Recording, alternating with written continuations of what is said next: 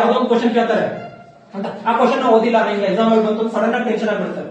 So ಅವಾಗ ಏನ್ ಮಾಡ್ಬೇಕು ಅಂದ್ರೆ ಇದೊಂದು ಹೇಳ್ಕೊಡ್ತೀನಿ ನಾನು ನೆನ್ಪಿಟ್ಕೊಳ್ಳಿ ಎಕ್ಸಾಮ್ ಆಗಿ. ಒಂದು ಬ್ರೀತಿಂಗ್ ಎಕ್ಸರ್ಸೈಸ್ ಅಂತ ಉಸಿರಾಡೋ ರೀತಿ ಯಾವ ರೀತಿ ಉಸಿರಾಡ್ಬೇಕಂತ ನಾನು ಹೇಳ್ತೀನಿ ನಿಮಗೆ. 4-4-6 4 ಸೆಕೆಂಡ್ ನಾನು ಮಾಡಿ ತೋರಿಸ್ತೀನಿ. 4 ಸೆಕೆಂಡ್ ಉಸಿರು ತಗೋಬೇಕು ಯಾವ ರೀತಿ ನೋಡಿ ತೋಡ್ರ. ಆಮೇಲೆ 4 ಸೆಕೆಂಡ್ ಇಲ್ಲ ಹಿಂಗೆ ನಿಂತ್ಕೋಬೇಕು, ಹೋಲ್ಡ್ ಮಾಡ್ಬೇಕು. ಅದು ಗಾಳಿನ ಒಳಗಡೆ ತೊಗೊಂಡ್ರೆ ಗಾಳಿನ 4 ಸೆಕೆಂಡ್ ಹೋಲ್ಡ್ ಮಾಡ್ಬೇಕು ಆಯ್ತಾ. ಆಮೇಲೆ 6 ಸೆಕೆಂಡ್ ಆಚೆ ಬಿಡ್ಬೇಕು.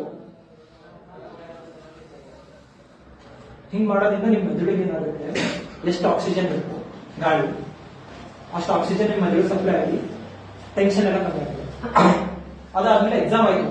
ಎಕ್ಸಾಮ್ ಆದ್ಮೇಲೆ ಆಚೆ ಬಂದು ಕ್ವಶನ್ ಪೇಪರ್ ಡಿಸ್ಕಸ್ ಮಾಡೋದು, ನನಗೆ ಇಷ್ಟು ಮಾರ್ಕ್ಸ್ ನಿನಗೆ ಇಷ್ಟು ಮಾರ್ಕ್ಸ್ ಮಾಡಬೇಡಿ ಪ್ಲೀಸ್.